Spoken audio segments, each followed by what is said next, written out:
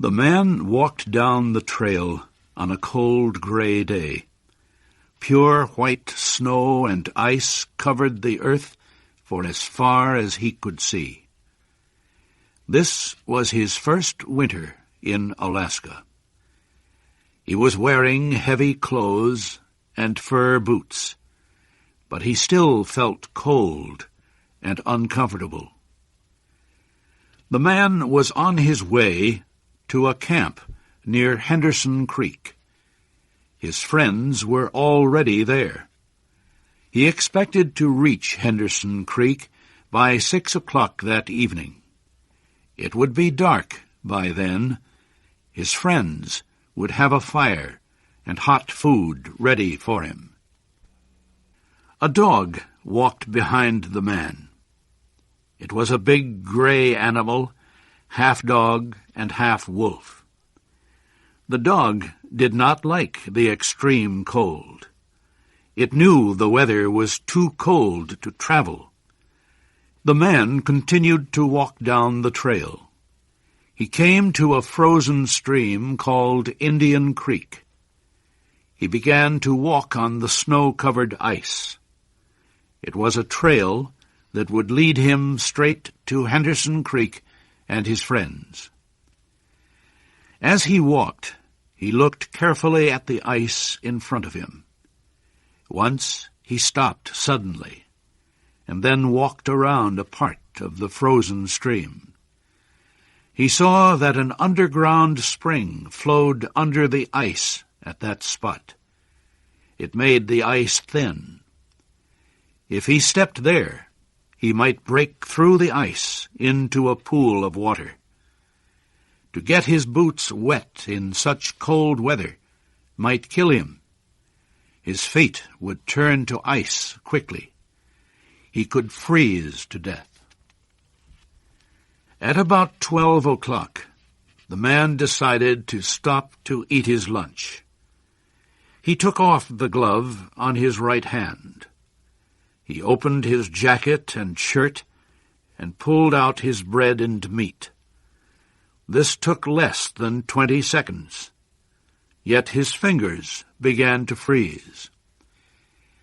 He hit his hand against his leg several times until he felt a sharp pain.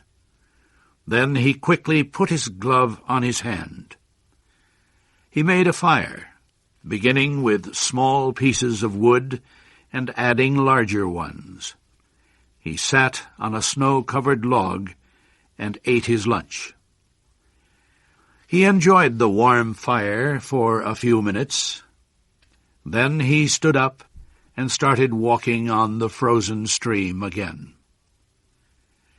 A half-hour later, it happened. At a place where the snow seemed very solid, the ice broke. The man's feet sank into the water. It was not deep, but his legs got wet to the knees. The man was angry. The accident would delay his arrival at the camp. He would have to build a fire now to dry his clothes and boots.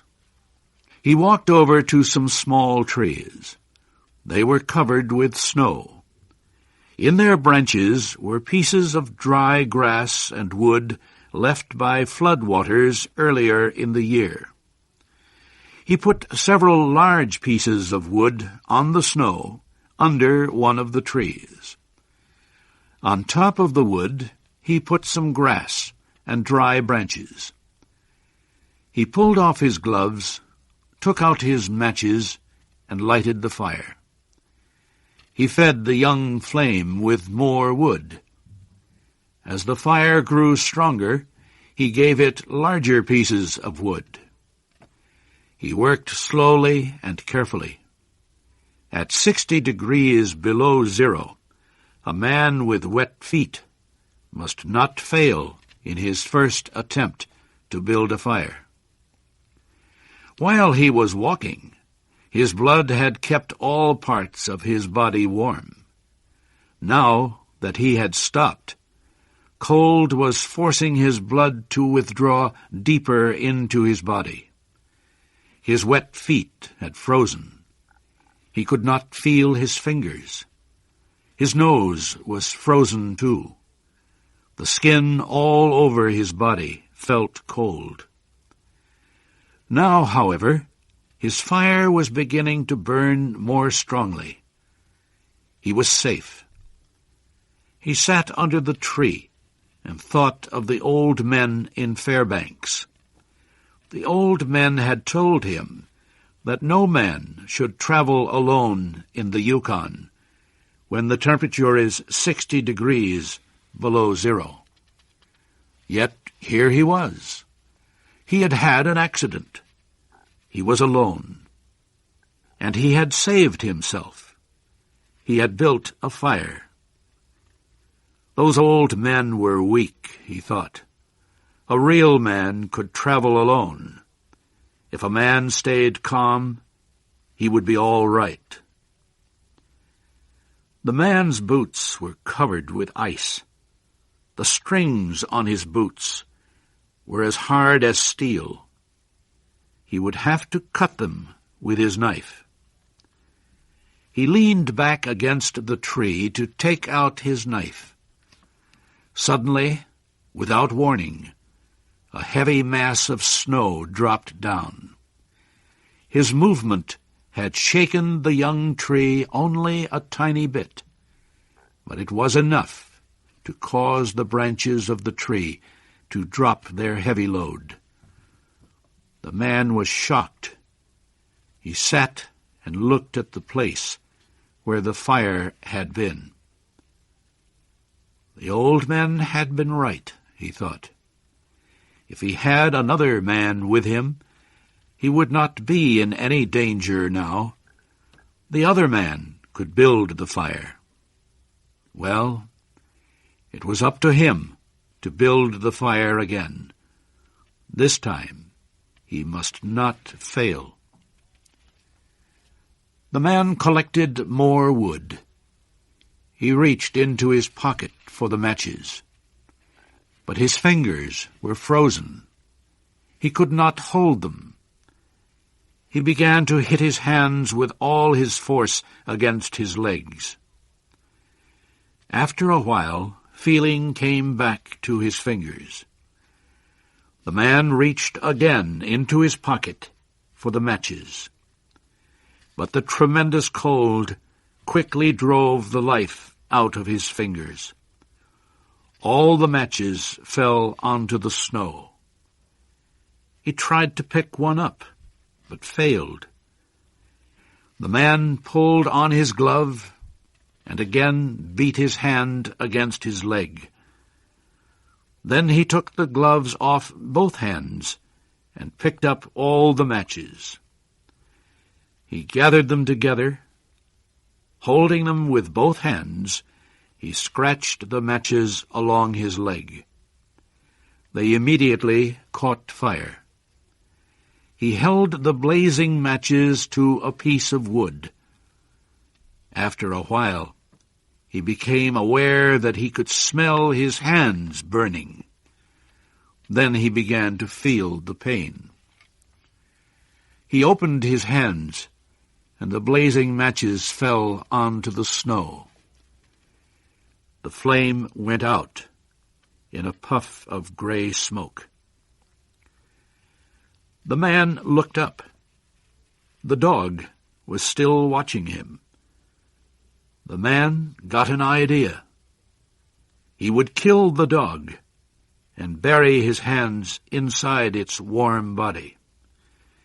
When the feeling came back to his fingers, he could build another fire. He called to the dog. The dog heard danger in the man's voice. It backed away. The man called again. This time the dog came closer. The man reached for his knife, but he had forgotten that he could not bend his fingers. He could not kill the dog because he could not hold his knife. The fear of death came over the man. He jumped up and began to run. The running began to make him feel better. Maybe running would make his feet warm. If he ran far enough, he would reach his friends at Henderson Creek. They would take care of him. It felt strange to run and not feel his feet when they hit the ground. He fell several times. He decided to rest a while. As he lay in the snow, he noticed that he was not shaking. He could not feel his nose, or fingers, or feet. Yet he was feeling quite warm and comfortable. He realized he was going to die. Well, he decided he might as well take it like a man. There were worse ways to die. The man closed his eyes and floated into the most comfortable sleep he had ever known. The dog sat facing him, waiting. Finally, the dog moved closer to the man and caught the smell of death. The animal threw back its head. It let out a long, soft cry to the cold stars in the black sky. And then it turned and ran toward Henderson Creek, where it knew there was food and a fire.